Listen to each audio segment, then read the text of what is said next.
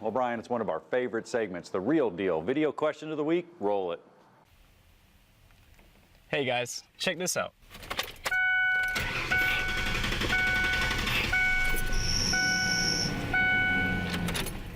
I was told that could either be my tensioner or my belt. What do you think, Brian?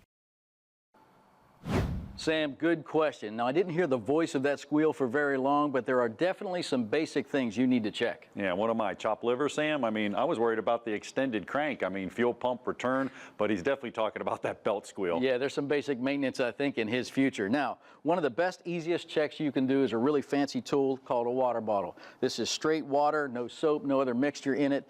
With the vehicle running and the belt circulating, go ahead and spray some water on the longest run of the belt that you can get. If the squeal increases, John. Yeah, because the water acts as a lubricant, that's a tension issue. That means that you have a tensioner problem. You probably want to replace it and make sure it's okay. This one here, you can hear it. I mean, it's flopping around. You know, you can use a professional tension gauge like this right here. This actually goes on there and it tells you exactly where your belt's at, you know, but you definitely want to address the tension issue. That's called deflection. Now, if you spray water on the longest run and the squeal decreases, that's an alignment problem. Sure is. One of these pulleys can be out of alignment, and you got the fix for that right there, too. Yeah, absolutely. Now, Dayco makes a great little kit. If you're doing a belt project, it tells you it's a laser alignment tool. You shoot across, you make sure you're right on track, right on path. It's perfect. Makes it a lot easier to use.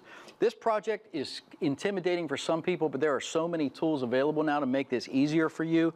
Get the right belt tensioner wrench. This one we got from rockauto.com. Great investment because you're always going to have Serpentine belts on today's vehicles. Absolutely, and the Serpentine's belt technology has changed as well. I mean, the old school belts, you can see it right here. Yep. This used to be a neoprene belt. Now what this is, you just see these cracks right here, and when you see these cracks, you know that you had to replace the belt. I mean, this one's cracked, this one's shot. But that doesn't happen anymore, man. They're EPDM material, which means they wear like a tire. They start to go down in the grooves, and when they start to go down in the grooves, it's going to introduce heat. You got a new belt, an age belt, and a used belt. Yep. So go to the new one. Our fancy gauge tool here. I feel that protruding out, now that's sticking out a lot. That's because it's a new belt. That's good. Those grooves are not worn out Not very yet. deep. Right. Yep. Come to the middle one, slightly Come worn. to the middle one.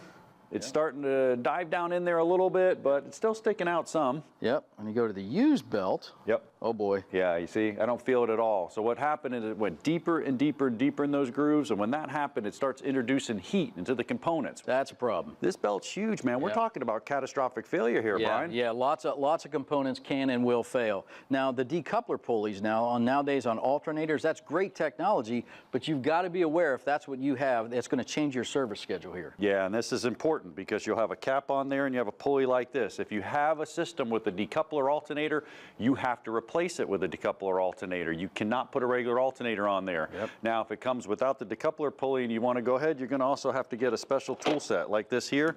Tool set that goes down in there, and when the tool set goes down in there, there's different heads and splines on here that are going to go in there and allow you to go ahead and take this pulley off and replace it if it just needs replacing. Yep. But got a decoupler pulley, replace it with a decoupler pulley. If you don't have one, you can't use one. Belts have a huge responsibility.